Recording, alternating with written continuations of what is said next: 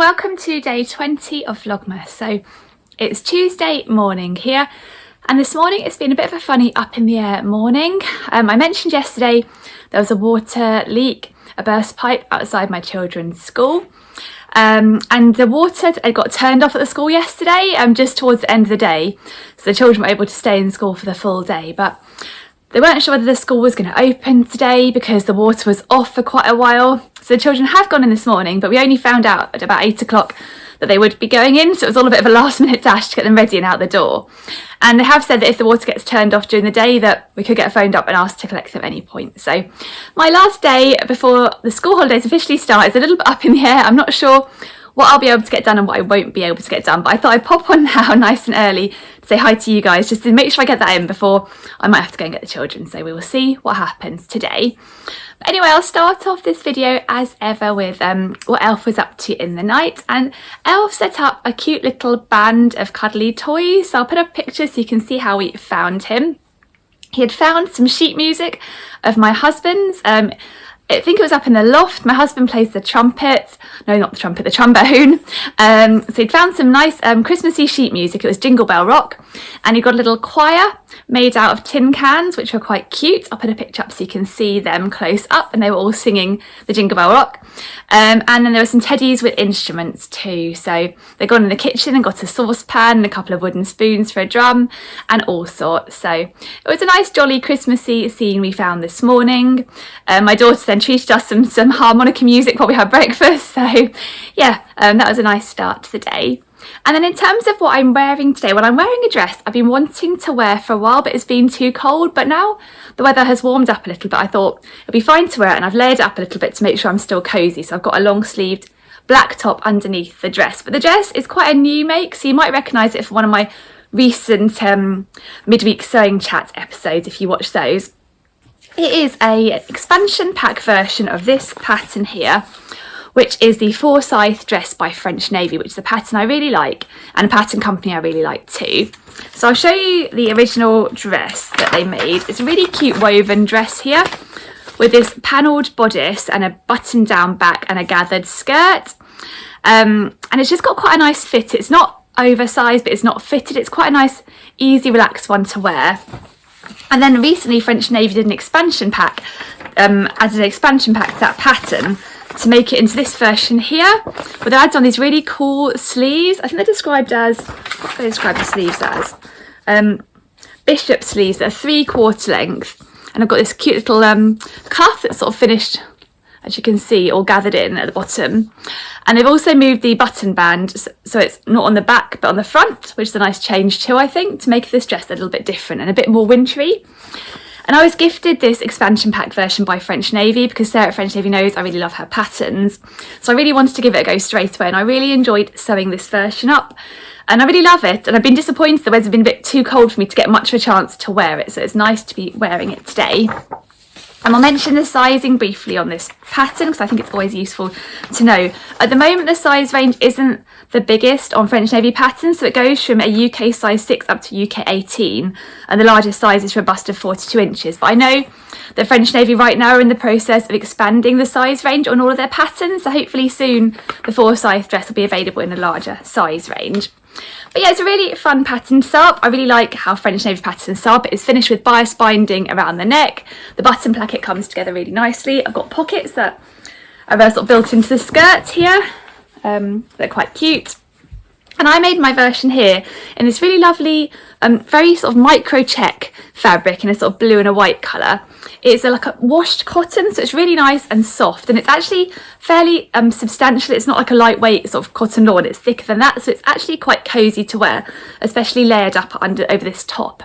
And I got this fabric from Simply Fabrics, who are a fabric company. They have an online shop which I'll link down below.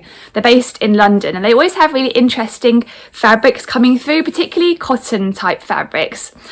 So I often like having a little browse of their website. There's a fabric actually at the moment I've got my eye on that I haven't bought yet, that I might treat myself to maybe over the Christmas period if they have a sale on or something like that, if it's still available. But yeah, that's what I'm wearing today.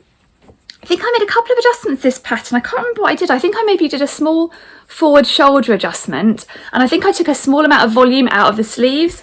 They're a little bit voluminous, but I took a bit of volume out because I wasn't sure I wanted them that big. And I'm definitely noticing wearing a larger sleeve today actually, because I'm not used to it, but I am enjoying wearing this dress. And I'll put a picture up so you can see what it looks like on.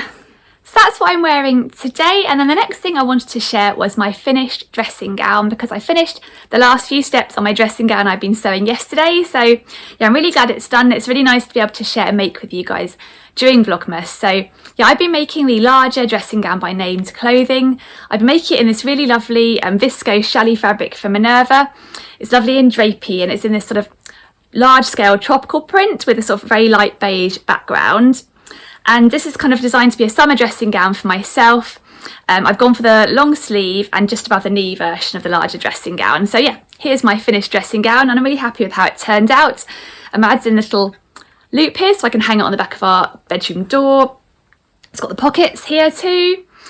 Yesterday all I needed to do was to finish off the cuffs on the sleeves and to hem it and add the belt tie. I had actually added a couple of inches onto the length of the sleeve, but I ended up taking those couple of inches back off again because the sleeves were plenty long enough for me, I found anyway. I guess it's designed to have quite a roomy, relaxed feel to it generally, but yeah, the sleeve was quite a generous sleeve length, I found. And then I just hemmed the bottom, and then I finished the belt tie. And I thought I mentioned about the belt tie because I mentioned in a couple of previous videos I wasn't sure whether I should interface it like the pattern recommended for drapey fabrics or not, because I was worried that if I use classic woven interfacing it might end up being a little bit too structured, and it would end up sort of feeling a bit stiff. And so in the end I decided to try interfacing it with stretch interfacing, which a couple of lovely ladies recommended when I'd asked for sort of ideas or what to do. And the stretch interfacing has worked really, really well actually. It just still has the lovely drape of viscose now, the belt tie does, so it doesn't feel at all stiff, but it's got a bit more body to it, so it feels like it would hold its place a bit more and be a bit less likely to maybe scrunch up, because I was worried if I didn't interface it at all, it might end up just turning into sort of scrunch sort of piece like this, rather than actually showing the nice wide belt tie that it's designed to be. So yeah, I'm really pleased, and I definitely would use stretch interfacing on like a drapey fabric like viscose again. I found it's worked really well to just give that little bit of body that I was worried might be missing without interfacing it. So thank you very much for that recommendation.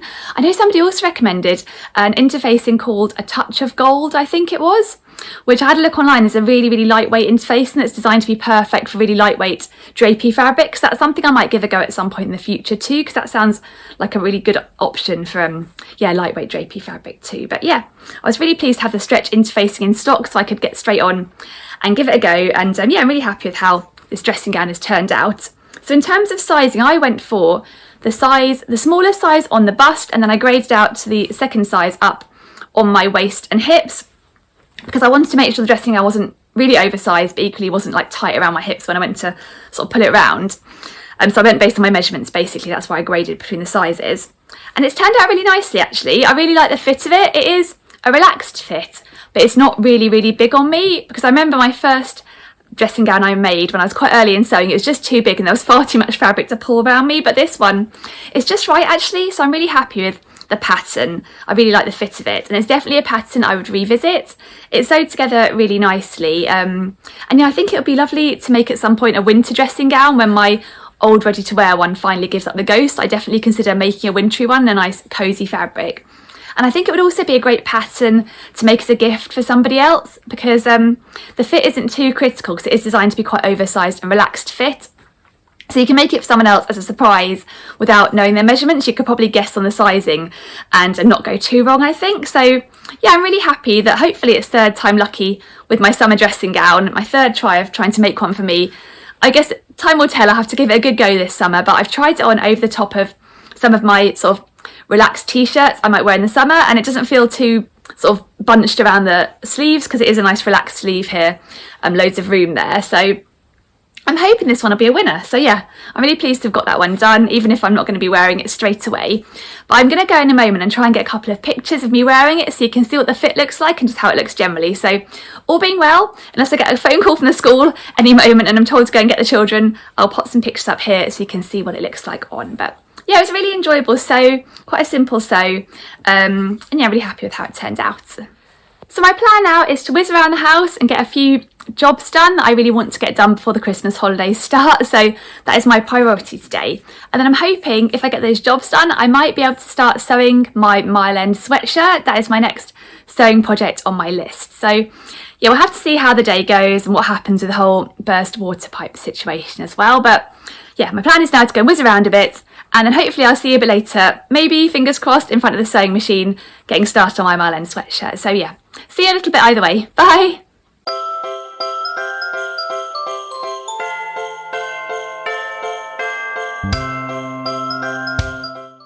Hello, it's just coming up to lunchtime here now, and I've had quite a busy morning. I've been dashing around the house. I had a bit of a tidy up, which was good, got a few jobs done, so it's been quite nice to get those bits out of the way before the Christmas holidays. And I haven't heard from the school so far, so all must be well there. The water must still be on, which is really nice. And firstly, because I've had the chance to get my jobs done, but also because I know the school often put on some really fun activities on the last day of term, so it's nice the children could still enjoy them and sort of say goodbye and happy Christmas to all their friends too. So yeah, all seems well there, so that is really good. But I think I was a little bit optimistic in thinking I'd be able to squeeze some sewing time in this morning. It just hasn't happened. The morning has gone really fast, so yeah, no sewing time for me on my Mile End sweatshirt this morning. But I am planning to do some sewing in the Christmas holidays, even if I might not get a chance in the daytime so much. I'll definitely be doing some sewing in the evenings, which is something I don't do so often these days, but I would really like to get started on my Mile End sweatshirt. So hopefully, yeah, I'll get a chance to have a work on that over the next few evenings. So yeah, definitely some sewing time will happen, just yeah, a bit differently to normal. But one thing I did want to share while I was on is a little Christmassy make that I sewed up on a whim the other evening and I hadn't shared yet. So I thought, right, I should really share that because I'm quite pleased actually. And it is a little fabric crown I made. So here is my little fabric crown that I sewed up on a bit of a whim. And you might recognise the fabric I used for this crown. This is the same fabric I used for my bunting that I made earlier in Vlogmas, which I've now got hung up over two of our windows in the house, and I'm really enjoying seeing it there hung up. And after I cut out all the bunting flags, I found I had a decent sized piece of fabric left over, which wasn't quite sort of deep enough to cut out another row of flags, but I thought I could really put it to use for something. And I had in mind for quite a while that I'd like to make a fabric crown for Christmas that I could kind of reuse every year. So I thought maybe I'd have a look and see if I could squeeze a fabric crown out of the leftover fabric, because it's quite cute fabric, I think. It's just sort of like a cotton poplin type fabric. So I had to look online at a pattern I know a lot of people I've seen using on Instagram and seen people saying good things about it. And it is the Waves and Wild Crowning Glory pattern. I'll link it down below. It's a free pattern that you can just download quite easily on the Waves and Wild website. And you can make crowns using that pattern for all the family. It comes in a range of sizes. It goes from baby, toddler, small child, large child, small adult, and large adult. So you could make sort of matching crowns for the whole family, which would be really cute, I think. And so all you need to do is measure your head circumference and find out what size you are. So I did that and found I was a small adult. And I printed out the pattern piece, which is quite small, so I just printed it out on my home printer and had a look. And I found I had just enough fabric to be able to make the version with elastic at the back. So you can make this crown using different fastenings at the back. There's an option to fasten it using Velcro, but you need a bit more fabric for that because it has to overlap at the back. So that's one option, a Velcro option. You can also use elastic like I have, or you can fasten it with a ribbon at the back, and the pattern kind of takes you through how to sew the crown under each variation. And so I could have either made the Velcro version, no, not the Velcro, the elastic version, or the ribbon version, but I didn't have any suitably Christmassy ribbons in my sort of haberdashery cupboard. And also I thought a ribbon might be a bit slippy, and I thought elastic would kind of be more comfy and sort of probably hold in place a bit better. So I went for black elastics. I thought it would kind of just sort of blend in with my hair a little bit, I guess. So yeah, this is my crown. It's sewed up really nicely, actually. It was quite a fun, quick little sewing, great for scrap busting small pieces of fabric. So it recommends using interfacing to kind of keep it quite sort of rigid so it stands up. And I only had very lightweight interfacing or quite heavyweight interfacing. I didn't have anything medium, which I think would be ideal for this project. So I went with a heavyweight interfacing because I thought better to be a bit too stiff than sort of be flopping around. But it did make it a little bit tricky, particularly to get it to kind of sit nice and flat around the creases. You can see maybe there, it's a little bit creased around here. I think if the interfacing was slightly lighter weight, that wouldn't have happened. But it's not too noticeable, and I've given it a bit of a press and it does kind of settle down a bit. But I think if I made it again, or if I was going to make a whole set for our family, I'd probably get in some medium weight interfacing because I think that would work slightly better. It is a bit fiddly. You have to kind of turn it inside out and then sort of push up all the little points to make it nice and pointy on top. And the pattern actually gives you 2 different ways of doing that, which is quite nice. One, if you're a bit more experienced in turning things and you're happy with a bit more of a fiddly project, or if your fabric's a bit more lighter weight, or there's another way where you leave a larger hole for turning if you have a thicker fabric and it might be tricky to get it through, or if you're kind of a beginner and might struggle to kind of sort of with all the fiddly bits, I guess. So it's quite a nice comprehensive pattern for a free pattern. So yeah, it's sewed out really nicely. I'll pop it on so you can see what it looks like on. I think it's quite cute actually, and I'm looking forward to getting it out on Christmas Day and probably Boxing Day too. And it was nice to be able to find a use for the leftover piece of fabric that I had from the bunting. It really didn't take too much fabric, this. You just need to cut a front and a back piece and some interfacing. So yeah, quite a nice little project. So this fabric I don't think is still available. I got it ages and ages ago from Minerva, but they do have a nice range of Christmas fabrics at the moment, so I'll link them down below in case you fancy having a look, with a view to making your own little fabric crown. And yeah, as I mentioned, I'll link the pattern down below, which is free too. So I might see if the rest of my family want me to make them some crowns too. It might be quite fun choosing some fabric that we all like to make a matching set. And I do like the idea of having some large versions and some little diddy versions too. So yeah, I thought I'd just share that, another little quick Christmassy project. Oh, and I thought I'd also mention that I managed this morning to squeeze in writing up my Minerva blog post about my larger dressing gown. So I'll link the blog post down below in case you fancy having a read of that. I've got a few more photos on it too, in case you want to see a few more photos of my dressing gown as well.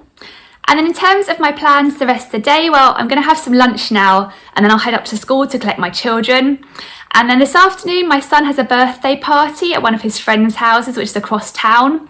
I think they're getting a gaming bus, hiring a gaming bus for the party. So yeah, he's really excited about that. So my daughter and I will drop him over at the party and leave him there, come back home, have a bit of a play. And then I'm hoping that by the time the party's ended, my husband will have finished work for the day so I can leave my daughter here and head back over to collect my son.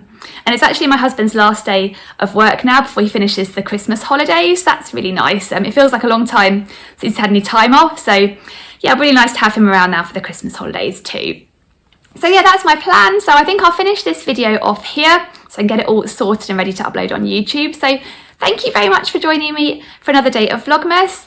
And I'll see you again tomorrow for day 21. It feels like it's getting very close to Christmas now. So yeah, I'll see you tomorrow for day 21. Bye.